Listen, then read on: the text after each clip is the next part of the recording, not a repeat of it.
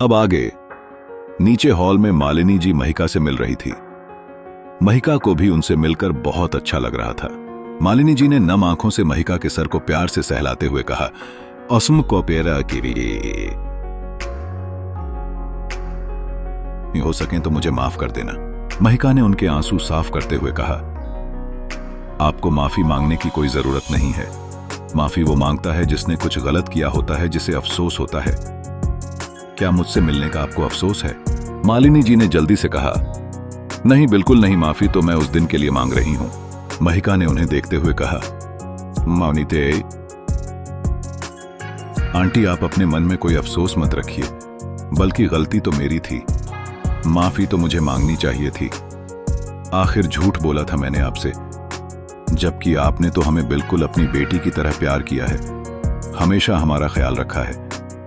गलती तो मेरी थी, जो जाते वक्त भी मैं आपसे अपने झूठ के लिए माफी नहीं मांग पाई, लेकिन तब भी आपने बुरा नहीं माना। मेरी सच्चाई पता चलने के बाद भी कभी भी आपने मुझे गलत नहीं माना, कभी मेरे बारे में बुरा नहीं सोचा, कभी मेरे बारे में बुरा नहीं कहा। उस वक्त माफी मांगने का मौका नहीं मिला, लेकिन अब मैं आपसे माफी मांगती हूं कि मैंने आप सबको धोखा दिया और झूठ का सहारा लिया। मालिनी जी प्यार से उसके चेहरे को छूते हुए बोली,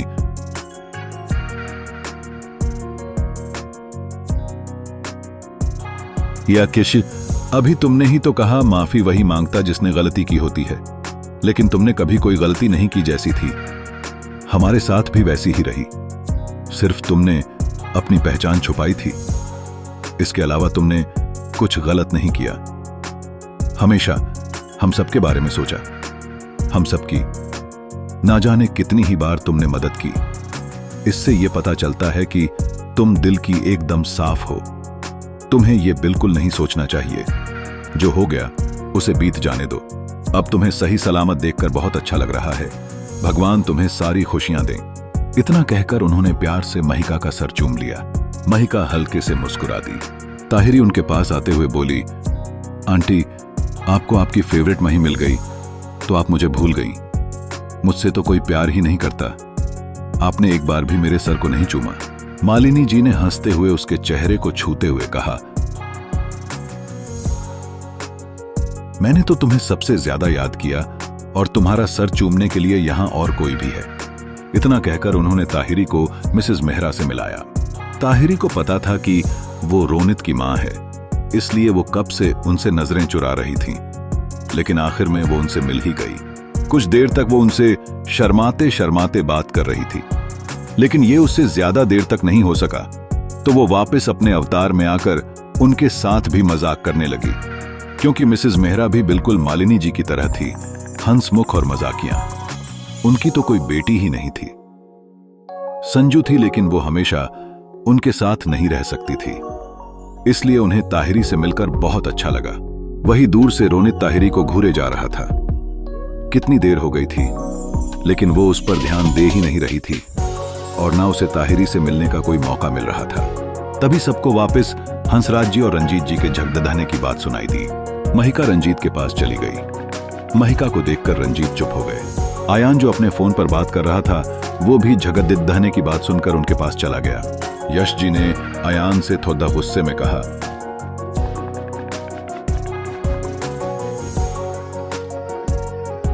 यहां पर भी आकर तुम फोन पर बात करने में लगे हुए हो। तुम कुछ कहते क्यों नहीं? ये दोनों कब से लद्दे रहे हैं। आयान ने एक नजर महिका को देखा, जो उसे ही देख रही थी।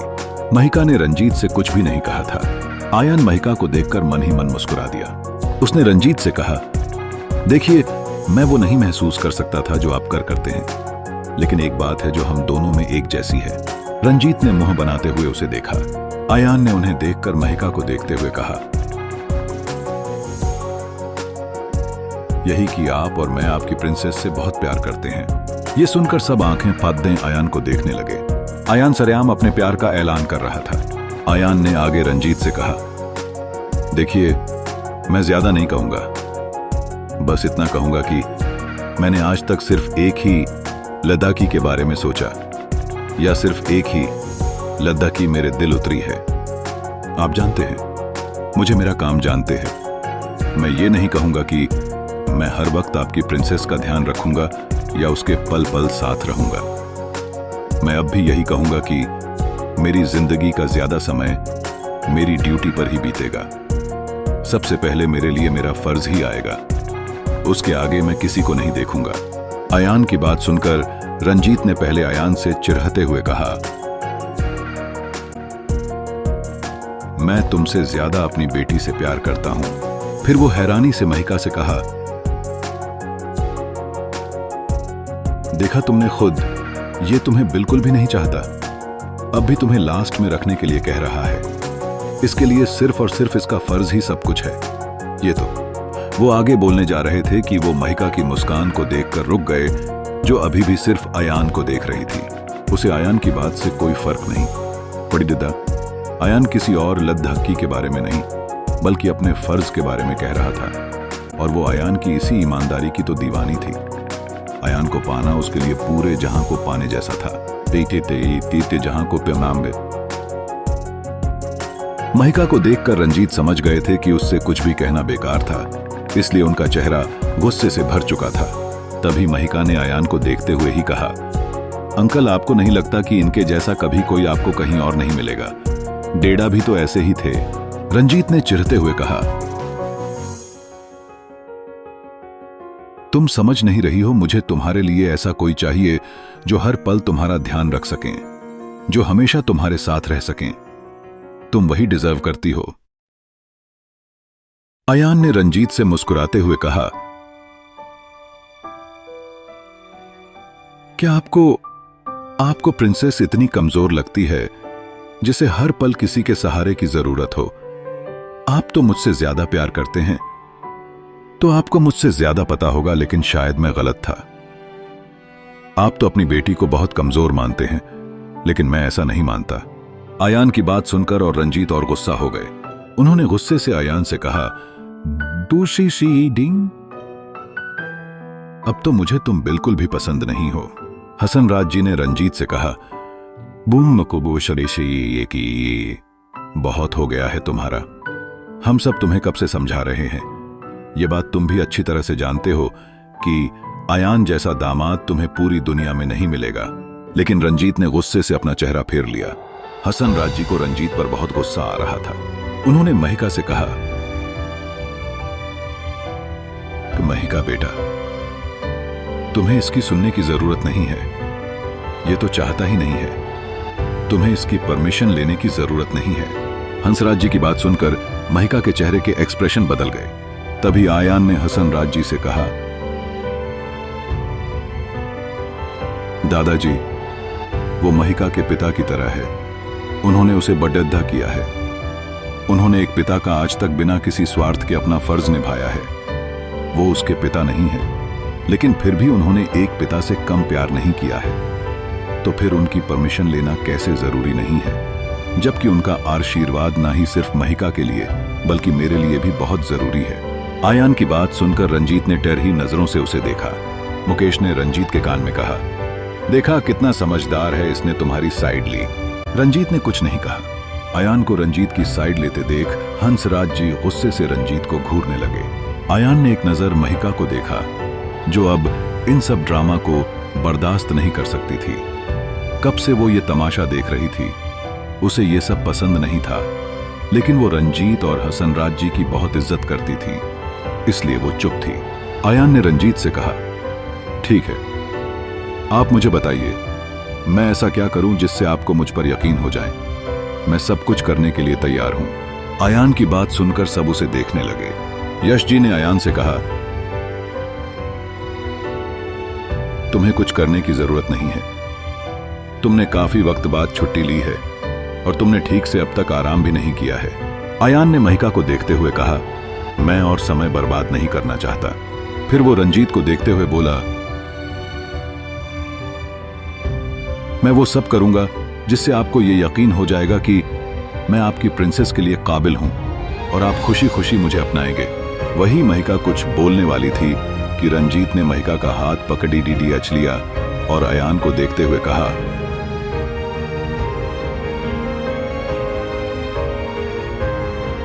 ठीक है, तुम्हारे पास सिर्फ 15 दिन होंगे। तुम वो सब करोगे जो जो महिका ने तुम्हारे लिए आज तक किया है। तुम हर जगह उसका पीछा करोगे और उसे खुश करने के लिए तुम वो करोगे जो तुमने आज तक कभी भी नहीं किया। महिका ने रंजीत को देखा। महिका की नाराजगी से भरी नजरों को देखकर रंजीत ने उसे देखते हुए कहा,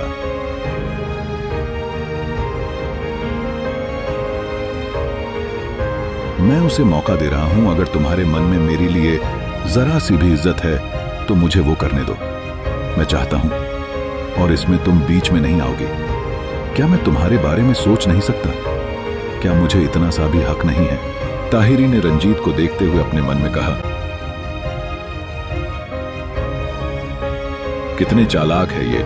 महिका कुछ कहने जा रही थी कि उसकी नजर आयान की आंखों से जा मिली, जो उसे शांत रहने का इशारा कर रही थी। फिर आयान ने रंजीत से कहा, जैसा आप कहेंगे मैं वैसा करूंगा। आपकी प्रिंसेस का पीछा करना है और खुश रखना है, हो जाएगा।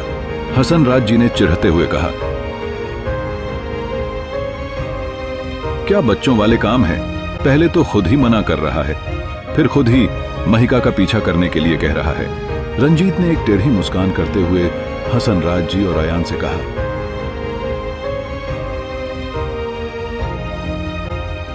शायद तुम भूल रहे हो आप सब किसके सामने खड़े हो। एक बात बता दूं,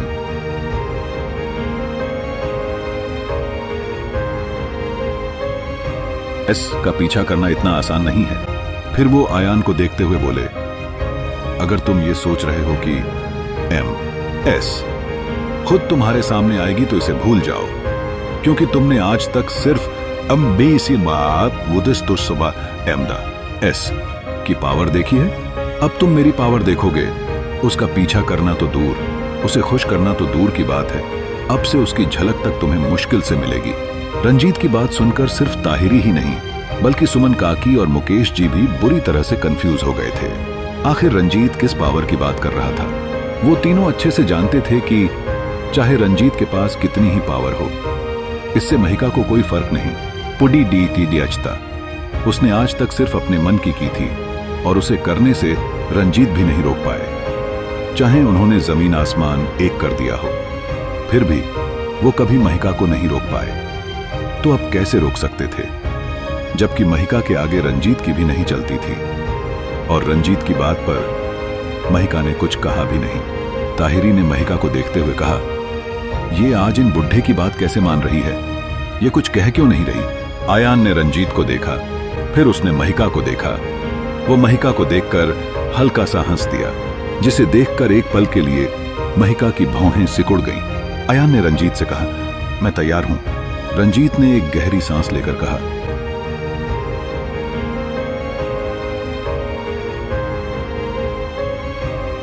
ठीक है। फिर अब 15 दिन है तुम्हारे पास। अगर इन 15 दिनों में मैंने ये देख लिया कि तुम वो सब कर रहे हो जो जो मेरी प्रिंसेस ने किया है, तो मैं तुम दोनों की शादी के लिए तैयार हो जाऊंगा। और फिक्र मत करो, तुम यहां 15 दिन रह सकते हो। फिर वो हसन राज जी से बोले,